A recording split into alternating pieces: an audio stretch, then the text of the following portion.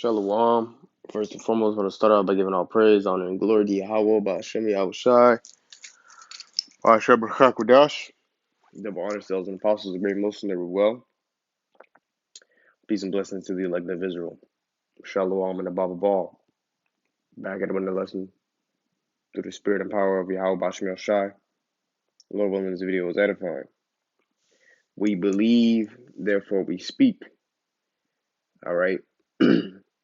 2 Corinthians 4:13. We have in the same spirit of faith, according as it is written, I believe, therefore have I spoken. We also believe, and therefore we speak. Okay, now it says that.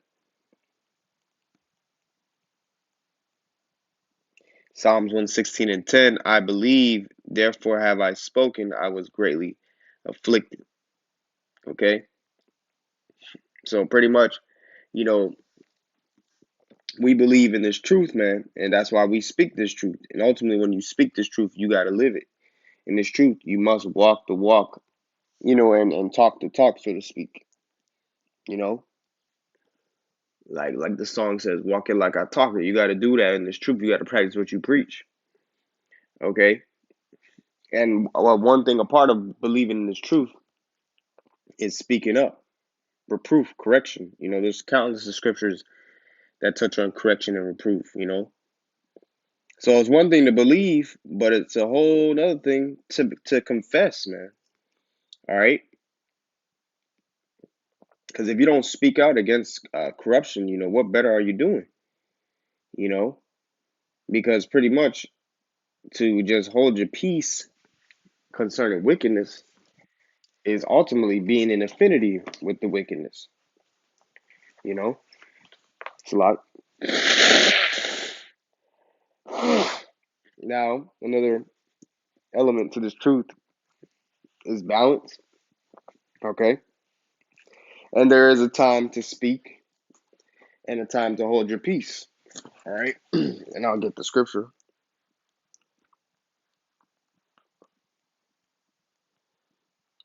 Ecclesiastes chapter 3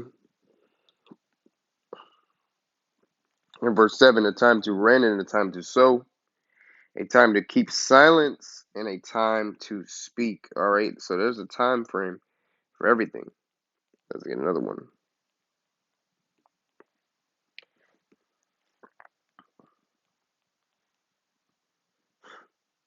This is Ecclesiastes or Sirach, chapter 20, and verse 7. It says, a wise man, actually I'll start at verse, I'll just start at verse 5. It says, there is one that keepeth silence and is found wise, and another by much babbling becometh hateful. Some man holdeth his tongue because he have not to answer, and some keepeth silence knowing his time. A wise man will hold his tongue till he see opportunity, but a babbler and a fool will regard no time. That's right. So sometimes there's a certain opportunity to speak, you see? So not all the time is a time to speak. Sometimes it's just better off to hold your peace. All right. Now what's a good example? Let's say, the scriptures say rebuke not a fool. Okay. Scriptures also say cast not thy pearl amongst the swine. The scriptures also say talk not much with a fool, so that you won't ever be disquieted with their madness.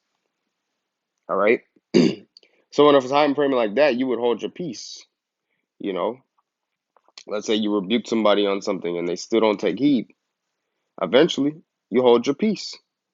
Okay. But, ultimately, initially, all right, and now, there's wisdom too, like depending on where you're at, you hold your peace. Okay. Like if you're on the workplace, you're gonna quote unquote keep it professional, so to speak, and you're gonna hold your peace. You're not gonna really be talking about the truth like that because people are in the world anyways, and they're swine. And let us know be that you talk to them about quote unquote religion in the workplace, they're gonna look at you crazy. So for wisdom's sake, you would just hold your peace. And we're in the time frame where we're getting ready to hold our peace, so to speak. But through the Spirit, okay, you gotta also speak up sometimes too, okay, you know, and sometimes you have to openly confess something, you know. And matter of fact, I get the scripture. Hey, that's the Spirit. Somebody just I think it was the elder, just put up a video. Dumb dogs, all right, and that's them false prophets, man, that don't speak up. You see what I'm saying? So that's Spirit, okay. But we're coming into the time where you have to confess, okay? And ultimately, you confess Yahweh Shem Shai by your actions, you know, but as well, by your words too. This is Matthew 10 and 32. Whosoever therefore shall confess me before men, him will I confess also before my Father which is in heaven. But whosoever shall deny me before men, him will I also deny before my Father which is in heaven. That's right. So that's why you pray to Yahweh Shem Shai to give you boldness to speak out against corruption, okay? Now, of course, there's wisdom and there's a time to speak and a time to hold your peace, but for the most part, you don't want to just be impartial or, pretty much play in the background. You know what I'm saying? If something is wrong, all right, and you know it's wrong, okay, you should speak out about it, okay? Like, for instance, if you know this truth, you know the truth, you know who the real men of the Lord are, all right, you got the doctrine, you know what I'm saying? You understand the apostles' doctrine. You understand about the truth. You should be speaking up, man. You should be teaching, you know. Now, not everybody is a teacher, not everybody is a prophet. That's true. But, you still should be doing forth your due diligence according to your portion. All right. And another thing too, when you do speak out on something, make sure you got your facts straight. All right, because you don't want to just open your mouth and spew out madness either, because that's going off as well. You see? But nonetheless, I want to just get a couple scriptures to kind of back up the point. Okay? And this is a situational exhortation, so to speak, because not every time is a time to talk, man. You know? And I'm just throwing it out there. This is Sirach Ecclesiastes 20 and 30. Wisdom that is hid and treasure that is hoarded up, where profit is in them both. Better is he that hideth his folly than a man that hideth his wisdom. Okay? Yeah. So it says better to hide folly than it is to hide wisdom. So sometimes you got to speak up. Sometimes you got to give forth your advice. Sometimes you got to execute judgment, but then bringing out the word, so to speak, instead of letting certain shit slide, okay? And then later on, it growing into a bigger problem, all right? It says, Sirach Ecclesiastes 41 and 14, my children keep discipline and peace, for wisdom that is hid and a treasure that is not seen, what profit is in them both, man? A man that hideth his foolishness is better than a man that hideth his wisdom. All right? It says, therefore be shamefaced according to my word, for it is not good to retain all shamefacedness, neither is altogether approved in everything.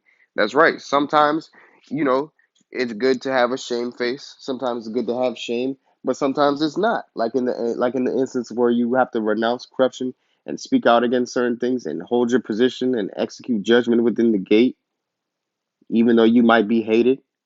Okay, for instance, I want to give an example like that nigga, Lil Boozy. All right, his ass through, and he's a hypocrite, you know. But to a certain degree, I commend him, all right, because he was standing boldly on the Breakfast Club, you know. Now he did fold. He was still quote unquote he out of his own mouth saying he's still cool with gay people. He trusts gay people more than straight people, and that's why I say he's a hypocrite. And I don't really rocks with Lil Boozy like that, and off some other stuff too that he said, you know, pretty much blaspheming the Lord. But in a situation like that where they were asking for his 2 cents, all right, he kept it real, man. You know, and he was saying that it was wrong. Now, then again, he folded, okay, you know, but at the same time, Lil Boozy was keeping it real to a certain degree, saying, hey, I don't agree with that nigga Lil Nas X doing on TV and shit like that. He was speaking out against corruption. Now, Lil Boozy, his ass is corrupt too, you know, but what I'm saying? Just giving it as an example, sometimes you gotta speak up, you know. Now you want to execute wisdom, and everything that you do, you want to execute wisdom. All right, you're not gonna uh, you're not gonna be speaking about certain topics that are just not relative to the circumstances that are at hand, unless the spirit moves you to do it, of course. But you just want to be wise, man. If you're on the workplace, all right, that's when you put on your Clark Kent, so to speak. You try not to show your hand too much, because that'll put a target on your back. And that's the only reason why we really have to move with wisdom in this society and move with discretion, because it could potentially put a target on our back. You see, you know. So it's all about preserving us, because what's there to say to these niggas anyways, man? Most of these niggas done made up their mind. They're fully persuaded in the beast. So what, like for say, a man that is a heretic, all right? When you go into the word heretic, it pretty much means a person of a certain faction. Okay, so let's say hypothetically, right? A heretic is someone who's biased. Let's say I'm a Giants fan and such is a Dolphins fan, and I'm speaking hypothetically. But let's say, okay, you should be a Giants fan because the Giants, they're number one in passing, number one in defense, number one in, all-time records, so on and so forth. The statistics and all the truth can show why the Giants would be a better team. And I could be rebuking that Dolphins fan, but the Dolphins fan is not going to accept my rebuke nor hear my rebuke simply because it's a hero. The individual is a heretic and they're biased and they're Dolphins fans, regardless. You know, so it's like the same thing with people in the world. Like the Yahushua said, if you are of the world will love his own. Okay, so we have all the statistics against the world. We have every reason why you should not like this world, this current system. But the world is a heretic. The people of this world are heretics. So even when they know that this world ain't all the way there, and they know that this world ain't it to a certain degree, they're still gonna resonate with the world because they're heretics, man. So that's why the scripture say after the first and second admonition, a man that is a heretic reject, man. You know? So it's like, you already warned this nigga. Okay, you don't got nothing else to say to him, man. So that would be another instance where you would hold your peace. But notice how the scripture said, therefore be shamefaced according to my word, for it is not good to retain all shamefacedness, neither is it altogether approved in everything. All right, it says, be ashamed of whoredom before father and mother, and of a lie before a prince and a mighty man, of an offense before a judge and a ruler, of iniquity before a congregation and people, of unjust dealing before thy partner and friend, and of theft in regard of the place where thou sojournest, in regard of the truth of the Most High, his covenant, and to lean with thine elbow upon the meat, and of scorning to give and take, and of silence before them that salute thee, and to look upon an harlot. It says, and to turn away thy face from thy kinsman, or to take away a portion or a gift, or to gaze upon another man's wife, or to be over busy with his maid, and come not near her bed, and of upbraiding speeches before friends, and after thou hast given upbraid not, of iterating and speaking again, which thou hast heard, and of revealing secrets, and of revealing, and of revealing of secrets. So shalt thou be truly shamefaced and find favor before all men. It says, of these things be not thou ashamed, and accept no person to sin thereby. Of the law of the Most High and his covenant, and of judgment to justify the ungodly. So it says, don't be ashamed of these things.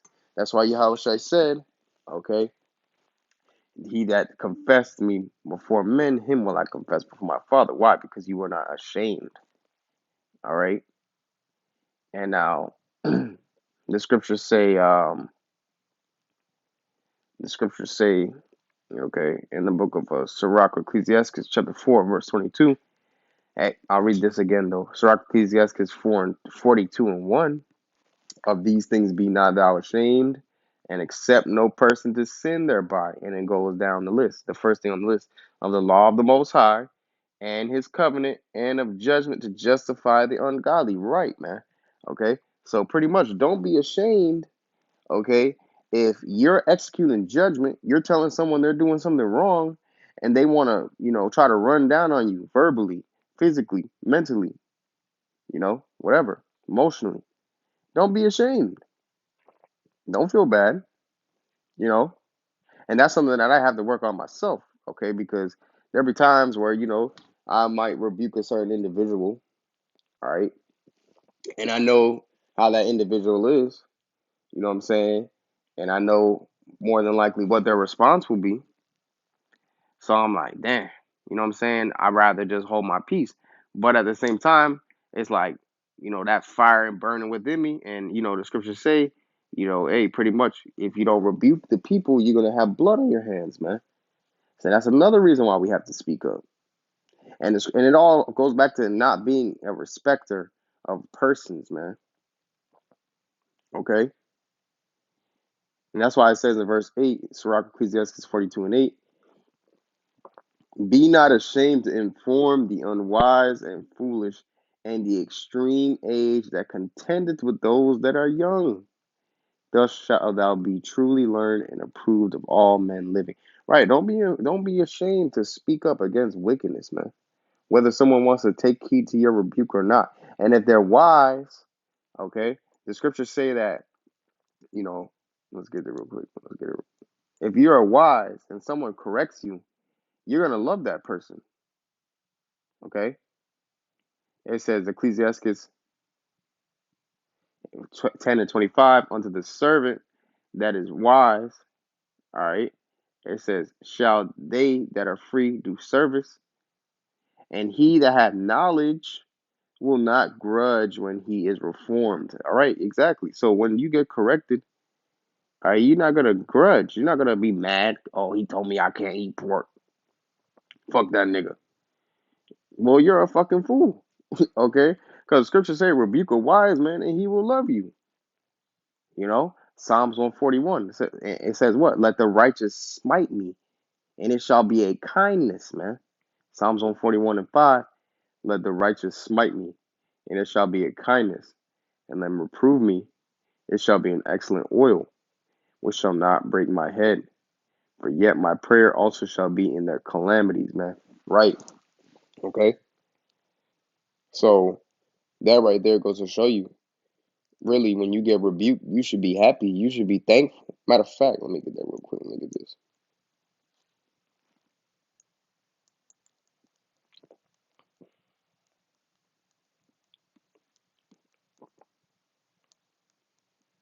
Sirach or Ecclesiastes chapter 20, start at verse 1.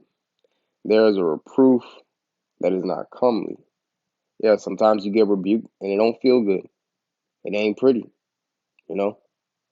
It's not written with a nice ink pen and an envelope, with a golden piece of paper and a velvet, envelope. You know what I'm saying? Sometimes you get rebuked and you're like, fuck, that shit hurt. That's why it says, let the righteous smite me. Okay? It says again, some man holdeth his tongue and he is wise. Right, because sometimes there's a time to rebuke and a time to just hold your peace. It says, it is much better to reprove than to be angry secretly. Right. So here it is. You feel a certain way about something. It's better to just speak up about it. Instead of being like, man, I hate when this nigga eat pork, you know? But you ain't never rebuke him. You know what I'm saying? Now, of course, wisdom, you know. If you know that they a fool, you know what I'm saying? You know that they're definitely not going to receive the truth, because like sure say, if I can't tell you earthly things, how am I going to tell you things heavenly? So, if you try to tell them the truth or earthly things, they couldn't receive it. They're not going to receive the heavenly, so it's wisdom, okay? But in certain instances where you have the opportunity to speak up, you know? It says it's much better to reprove than be angry secretly. And he that confesseth his fault shall be preserved from hurt. That's right. And that goes on both sides, because that's why we go out and do this work. We have believed, therefore we speak. Because why? If we have this knowledge and we don't go out and teach the sons of Israel, then we're going to have blood on our hands, man. All right. It says, how good is it when thou art reproved, okay, to shew repentance, for so shalt thou escape willful sin. You see, right? So it's really a good thing when you get corrected. But this world and people and their wickedness, all right, they hate it, you know.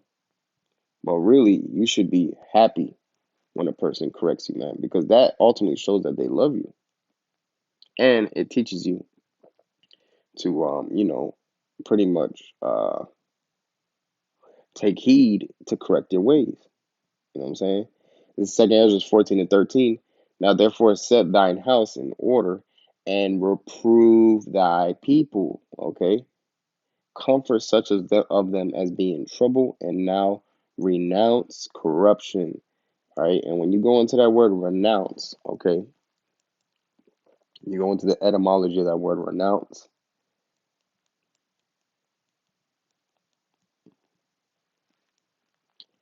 It says, Renounce. okay, re and then nanaterie,